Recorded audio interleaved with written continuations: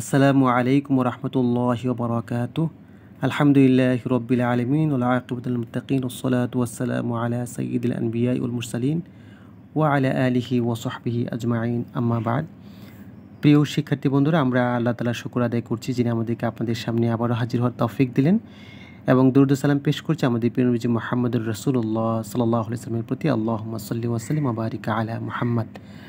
আমরা গত সেশনে আপনাদের সাথে আলোচনা করেছিলাম আমাদের সবচেয়ে পরিচিত টপিক কিছু, যেমন লেটার, ওয়ার্ড, সেন্টেন্স। তো আমরা একটু লেটার, ওয়ার্ড এবং সেন্টেন্সের মধ্যে আন্তঃসম্পর্কটা একটু জেনে নিই, বা একটু পরিচয়টা আমরা আর একটু পরিষ্কার করে নিই। আমরা বলেছিলাম যে যখন এক বা একাধিক লেটার একসাথে বসে যখন একটা অর্থ প্রকাশ করবে, তখন এটাকে আমরা ওয়ার্ড বলবো। আবার কয়েকটি ওয়ার্ড যখন আমাদের একসাথে বসে যখন মনের ভাব প্রকাশ পাবে তখন এটাকে আমরা সেন্টেন্স বলবো। ঠিক আছে? তাহলে কয়েকটি লেটার বসে যখন অর্থ প্রকাশ হবে তখন এটা ওয়ার্ড হবে, আর কয়েকটি ওয়ার্ড যখন একসাথে বসে এটা মনের ভাব প্রকাশ হবে তখন এটাকে আমরা সেন্টেন্স বলবো। যেমন ধরুন আমি বললাম যে পি, এটি একটি লেটার। ঠিক আছে? এখন এর সাথে আমরা আর কয়েকটি লেটার একসাথে করলাম, PEN, পেন হলো কলম। তাহলে কয়েকটি লেটার একসাথে হয়েছে এবং অর্থ প্রকাশ করেছে, সুতরাং এটি একটি ওয়ার্ড। ঠিক আছে? আরেকটি বাক্য আমি বললাম, দেখেন যে দিস ইজ এ পেন। ঠিক আছে? এখানে কয়েকটি ওয়ার্ড একসাথে হয়েছে, এটা একটা ওয়ার্ড, এটা একটা ওয়ার্ড, এটাও একটা ওয়ার্ড, এটা একটা ওয়ার্ড।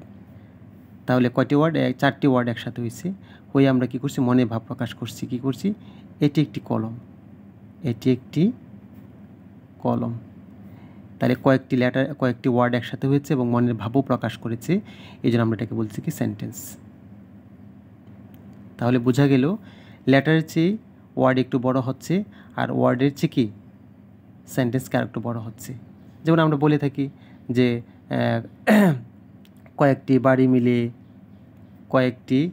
ঘর মিলে একটি বাড়ি হয়। ঠিক আছে? কয়েকটি বাড়ি মিলে একটি পাড়া হয় কি না? একটি পাড়া। আবার কয়েকটি পাড়া মিলে কি হয়?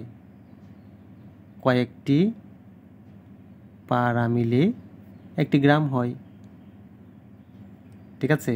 তা যেরকম দেখেন নিচ থেকে এটার চেয়ে একটু বড় হয়, এটার চেয়ে একটু বড় হয়। ঠিক আছে?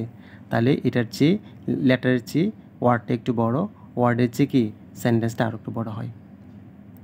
আর একটা কথা হচ্ছে যে লেটার যখন কয়েকটি একসাথে হয়ে অর্থ প্রকাশ করবে তখনই আমরা এটাকে ওয়ার্ড বলতে পারবো।